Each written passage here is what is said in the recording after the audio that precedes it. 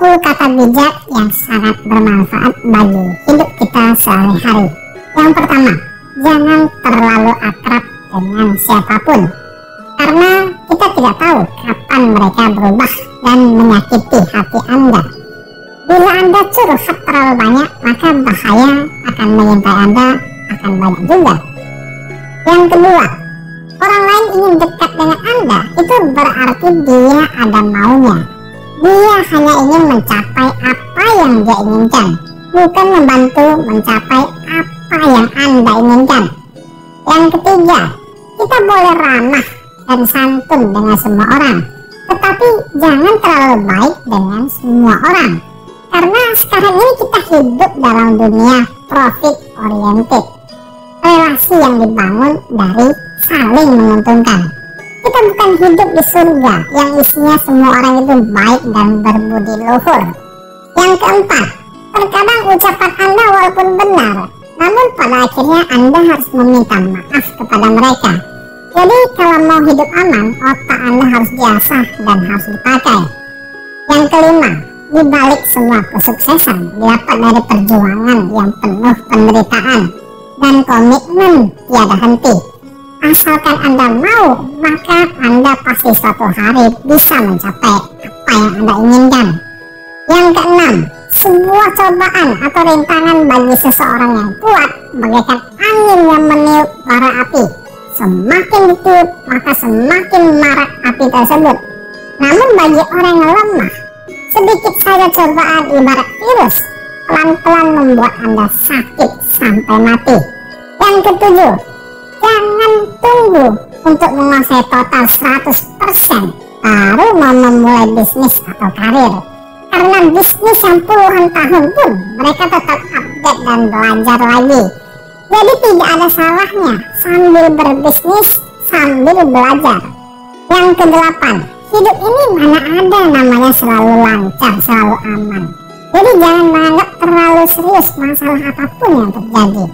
Yang kesembilan, jangan menghabiskan waktu untuk hal-hal yang tidak berguna, karena hanya akan membuat Anda merasa bosan dan timbul pikiran negatif.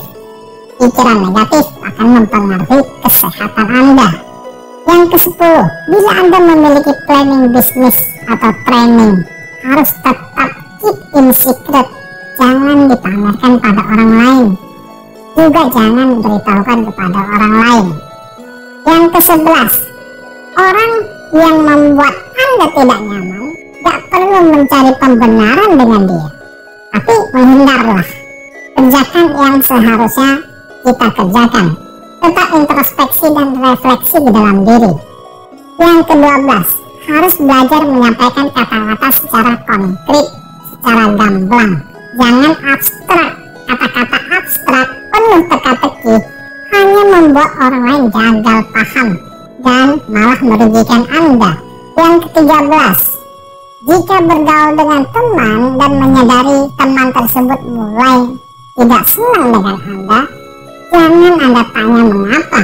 Karena jawabannya sederhana. Mungkin karena Anda tidak lagi memiliki nilai profit di mata dia. Yang ke-14, jangan merasa bangga dengan semua perjuangan dan kerja keras kita sendiri. Itu tidak boleh terlalu cepat merayakannya. Yang ke-15, 99% manusia itu tidak memiliki daya kontrol pada dirinya. Dan jika Anda punya, maka Anda memiliki kemungkinan sukses itu 99%.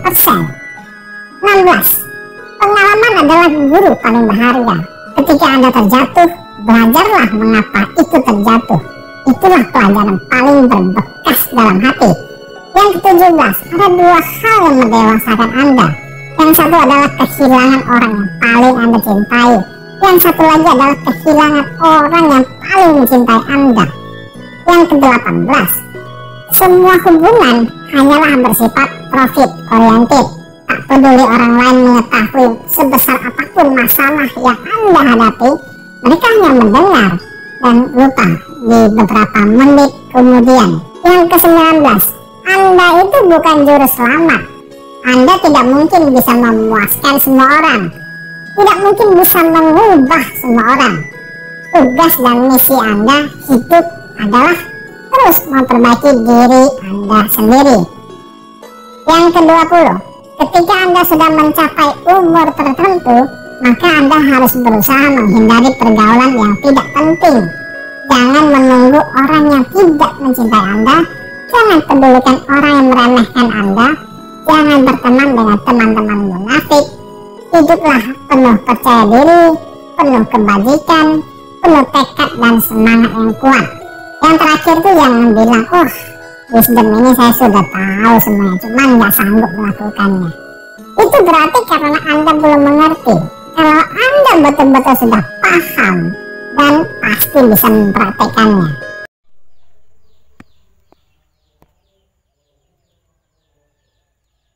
Puji Tuhan, vanilinya sudah selesai ditanam.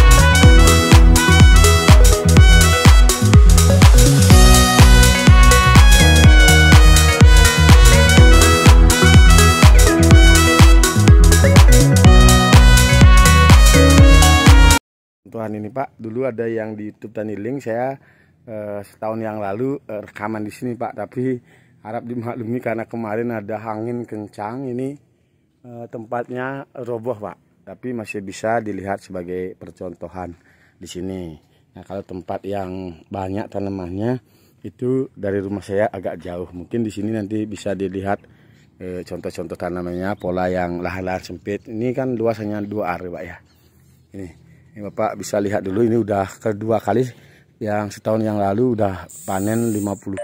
Cara mengklaim diri kita baik itu gampang para sahabat, mudah kita ucapkan, tapi untuk bagaimana kita bisa implementasikan secara mungkin dari apa yang kita ceritakan 60% itu sudah syukur para sahabat. Tapi kalau saya karena memang dilahirkan dari keluarga yang sederhana dan latar belakang juga hanya pas-pasan, tentu secara akademisi saya tidak punya ilmu yang banyak, tapi bagaimana saya melakukan sesuatu setiap hari, saya buat dokumentasinya agar tidak dibully oleh banyak orang, karena kalau kita tidak ada fakta yang bisa kita tunjukkan kepada teman-teman, itu kadang kita dibully walaupun kita sudah capek, kita sudah melakukan.